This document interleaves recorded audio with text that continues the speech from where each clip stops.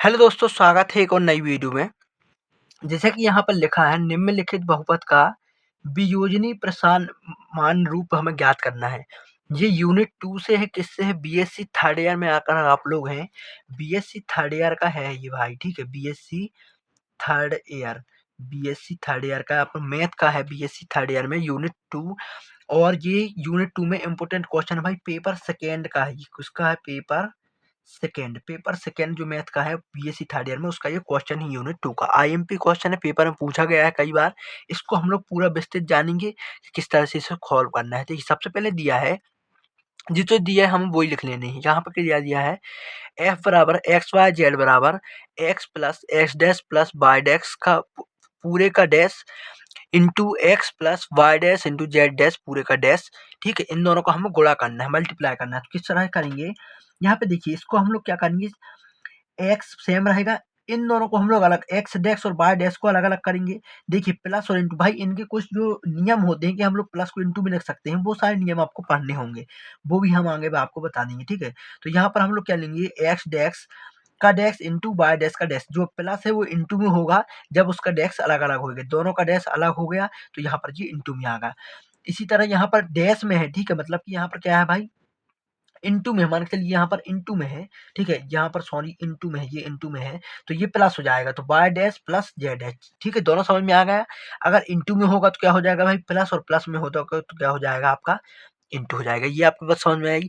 तो यहाँ पर डी मॉर्गन के नियम से, डी मॉर्गन का नियम क्या होता है वो अगर आपको नहीं पता तो जाके प्ले लिस्ट में देखिए, डी मॉर्गन के नियम इंपोर्टेंट है, ठीक है, पेपर में पूछा जाता है। तो डी मॉर्गन के नियम से हम ये पूरे को क्या लिख सकते हैं, X plus x into Y plus X plus Y Z plus Z.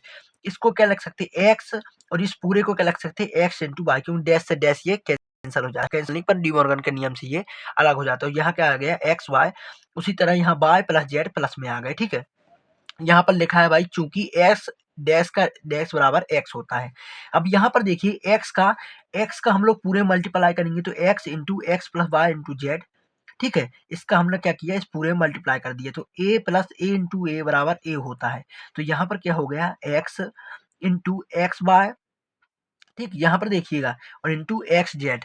यहाँ पर थोड़ी बात को समझिएगा, इसको हमने क्या किया, इस पूरे में मल्टीप्लाई किया, ठीक है भाई। एक्स का एक्स के साथ सबसे पहले ये अलग कर दिया, और एक्स का एक्स के साथ ये अलग हो गया, और यहाँ पर बाय जेड के साथ अलग हो गया, ठीक। मतलब कि बाय कॉमन निकालेंगे, वितरण नियम से हम लोग क्या करेंगे, इसको वितरण कर देंगे। तो यहाँ पर अब एक्स बचेगा और यहाँ पर एक्स जेड बचेगा। ए इंटू ए प्लस बी बराबर ए होता है, तो यहाँ पर क्या हो जाएगा आपका, यहाँ से आपका हो जाएगा एक्स, ठीक है। ये पूरे नियम से क्या होता है, ए की जगह एक्स है और ए प्लस बी की जगह ये आपका है तो ए होता है, तो यहाँ क्या हो गया, एक्स आ गया। अब एक्स इंटू वन क्या हो जाता है, वन इंटू वन क्या हो जाता है आपका, ए प्लस ए इंटू वन, तो यहाँ पर एक्स आ गया। तो यहाँ पर एक्स की जगह, वन की जगह हम क्या रखते हैं, Y plus Y dash into one की जगह एक और क्या रखते हैं, जेड प्लस जेड डैश, क्योंकि भाई ए प्लस ए डैश बराबर क्या होता है, वन होता है, इसलिए हमने एक्स और वाई उसी मान में हमने रख ली। तो यहाँ क्या हो जाएगा, एक्स ये पूरा हो गया आपका, वाई ये दोनों मिलकर वाई हो जाते हैं, यहाँ पर जेड जेड हो गया जी, ठीक, plus x into Y plus z into z. वितरण के नियम से यहाँ पर क्या आ जाएगा, x into y Z plus x into y z का square plus x y square x y dash, यहाँ पर x Y Z plus x Y z dash plus x Y z x Y z, ठीक है। यहाँ पर x y का dash z plus x y का dash Z का dash, ये आपका क्या हो गया, द्वितीय फलन का परिसमान रूप हो गया। तो भाई ये आपका सॉल्व सा क्वेश्चन है, लेकिन यहाँ पर थोड़ा सा आपको दिमाग लगाना है, ये ट्रिक लगा के आप लोग इसे सॉल्व कर सकते हैं। चलिए अगले क्वेश्चन में मिलेंगे एक नए टॉपिक के साथ, नए क्वेश्चन के साथ, तब तक के लिए थैंक यू।